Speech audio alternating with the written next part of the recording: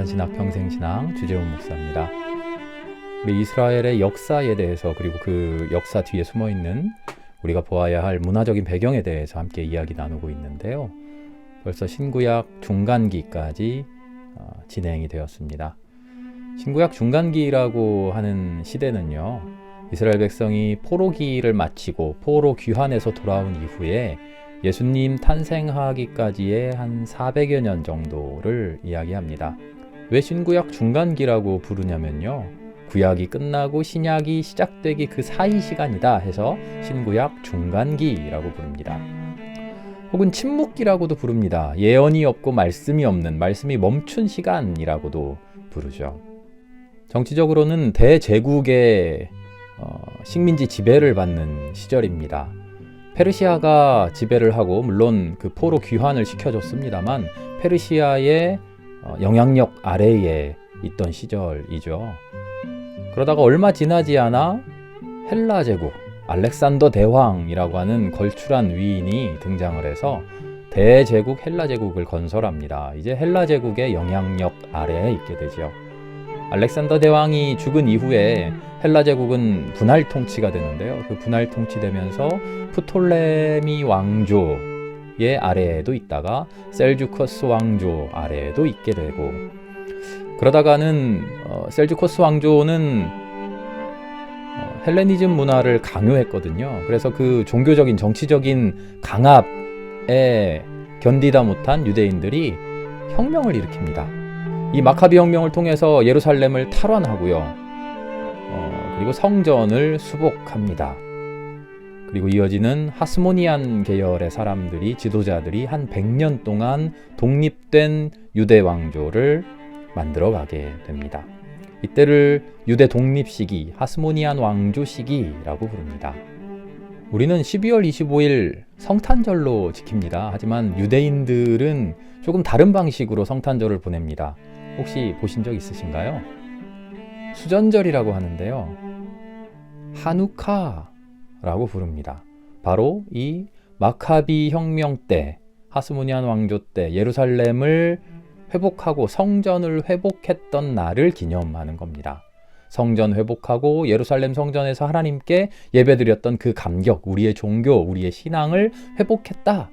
하누카라고 하는 유대 절기로 지키는 것이죠.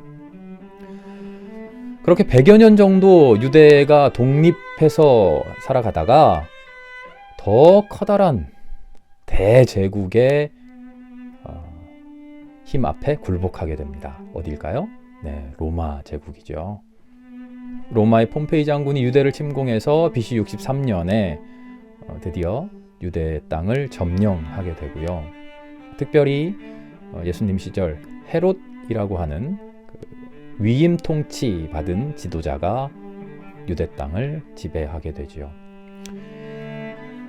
이게 400여 년간의 유대 땅의 팔레스타인 지역의 정치적인 지형입니다. 이 시절을 가장 특징 짓는 것은 헬레니즘 문명과 로마 문명입니다. 헬레니즘 문명은 대제국을 만들었는데요. 그 대제국의 특징 두 가지 점을 들 수 있습니다. 하나는 언어적인 통일입니다. 헬라어로 온 세상이 통일되는 것이죠. 그리고 또 하나는 헬레니즘 그 사상, 스토아 학파 이야기하는 고대 그리스 철학 사상이 그리스도교 안으로, 당신 유대교입니다만 신앙 안으로 이성적인 철학적인 사상이 뚫고 들어오는 겁니다. 이제 어떻게 반응해야 될까? 그 문제가 이스라엘 백성들 앞에 펼쳐지는 것이죠. 또한 로마 제국은 행정적인 정치적인 통일을 가져왔습니다. 모든 길은 로마로 통한다. 그렇죠? 진짜 길, 땅바닥에 깔려있는 길도 로마로 통했고요. 모든 행정적인 정치적인 체계 조직이 일원화되고 통일화되는 그런 시기를 겪어가게 됩니다.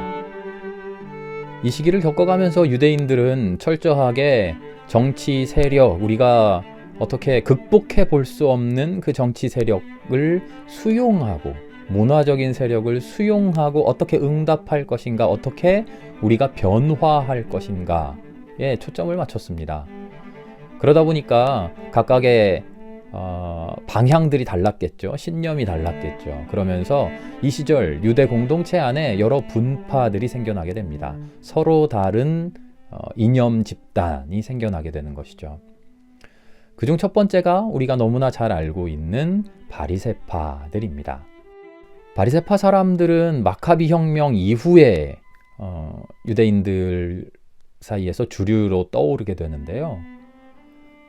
우리가 독립을 해야겠다. 우리를 압제하고 있는, 정치적으로 종교적으로 압제하고 있는 저들을 상대해서 우리가 독립해야겠다 하고 정치적인 집단뿐만 아니라 종교 지도자들도 다 함께 힘을 모아서 마카비 전쟁을 성공으로 이끌었죠. 그 성공 이후에 종교 지도자들은 다시 종교의 자리로 돌아와야 되는데 정치의 영역에 머물러 있는 겁니다. 그래서 우리는 그렇게 하지 않겠다. 우리는 너희들과 달라. 분리되어서 우리는 종교 안으로 다시 돌아올 거야 하는 분리주의자들. 그들이 바로 바리새파였습니다. 바리새라는 말이 분리한다는 말입니다. 이들은 정치적으로나 종교적으로나 현실적으로나 이상적으로나 매우 중도파였습니다. 중용을 잘 지키는 그런 사람들이었습니다. 정치적으로는 비폭력주의, 열심당 같은 사람들은 무력투쟁을 주장했거든요. 그렇게 무력적이지도 않았습니다. 극단적이지도 않았습니다.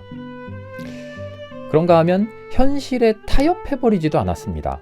정치적으로 굴복해버리지도 않았죠. 그런가 하면 신앙을 포기하지도 않았습니다. 우리가 알고 있는 예수님이 비판했던 바리새파들, 율법주의자들, 그 앞뒤로 꽉 막힌 사람들, 그렇게 생각할 수 있겠습니다만 실제로 바리새파는 그런 꽉 막힌 사람들이 아니었어요. 현실적이었으나 현실과 타협하지 않았고, 종교적이었으나 종교에만 매몰되지 않았고, 현실과 이상 사이를, 종교와 정치 사이를 정말 그 어려운 줄타기를 꿋꿋하게 해나가는, 어떤 가치라도 잃어버리지 않으려고 모든 것을 다 성취하려고 고군분투했던 그런 사람들입니다. 어떻게 보면 예수님도 바리새파의 후손이라고 할 수 있죠. 그런데 예수님 당시에 바리새파가 변질되고 유독 율법주의적으로 몰아갔기 때문에 예수님이 그런 잘못된 바리새주의와 대결했던 것이죠. 그런가 하면 사두개파라는 사람들도 있습니다.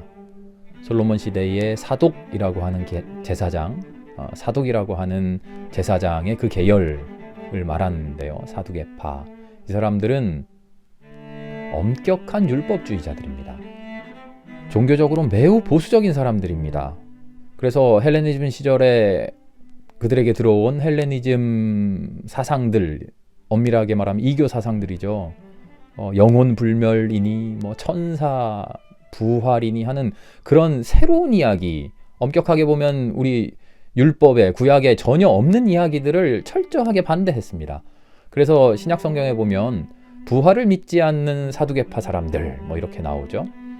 우리는 예수님의 부활이 신앙에 매우 중요한 거니까요. 신앙의 핵심이니까 부활을 믿지 않는 사람들, 그릇된 신앙 가진 사람이잖아 라고 말할 수 있습니다만, 그 출발에서는 외부에서 들어온 생소한 우리 것이 아닌, 엄밀히 말하면 하나님이 가르쳐준 말씀이 아닌 것을 배격하려고 하는 보수적인 철저한 종교주의자들이었던 거죠.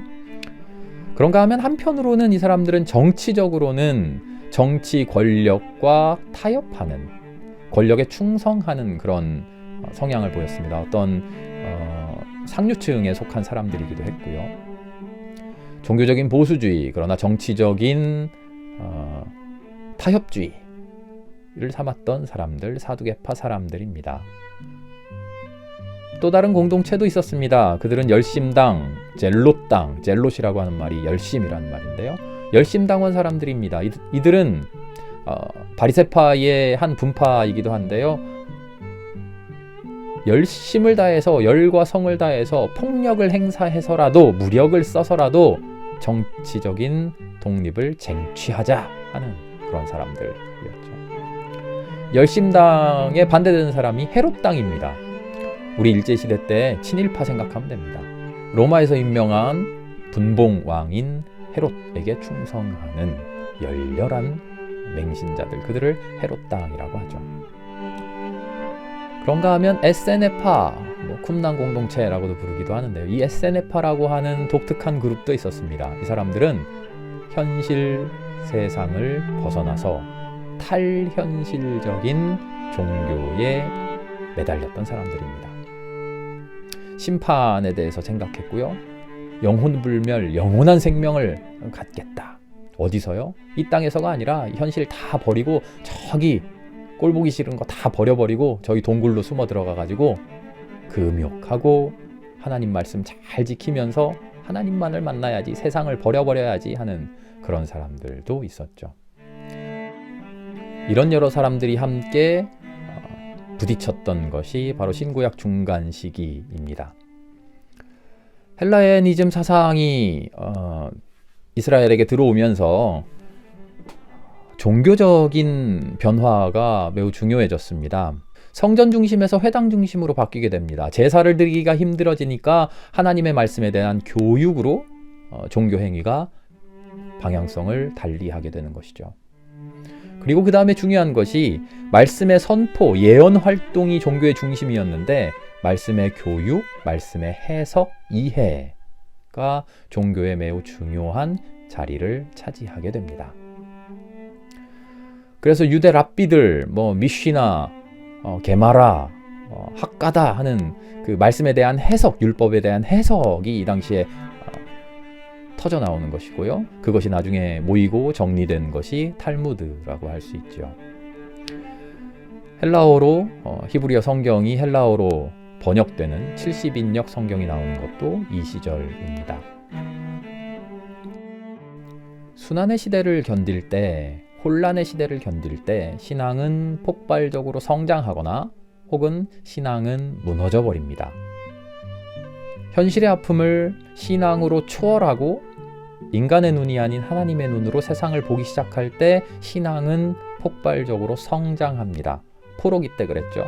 엄청난 신명기적인 신앙이 성장했던 것이죠. 나만을 지켜주는 하나님이 아니라 범우주적인 구원의 하나님에 대한 성찰이 가능했던 것이 그 시절이었죠. 그러나 현실의 아픔 속에서 현실에만 매몰되기 시작하면 신앙이 몰락합니다. 쪼그라들게 됩니다.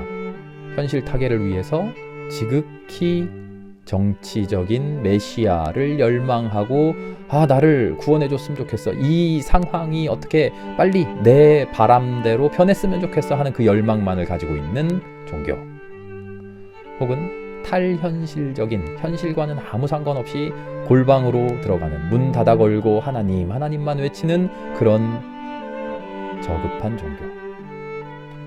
신구약 중간기를 거치게 되면서 이스라엘은 여러 가지 스펙트럼으로 그 종교의 양상이, 종교의 수준이 변하게 됩니다. 바로 그 배경 하에 이제 예수님이 오시는 것이죠.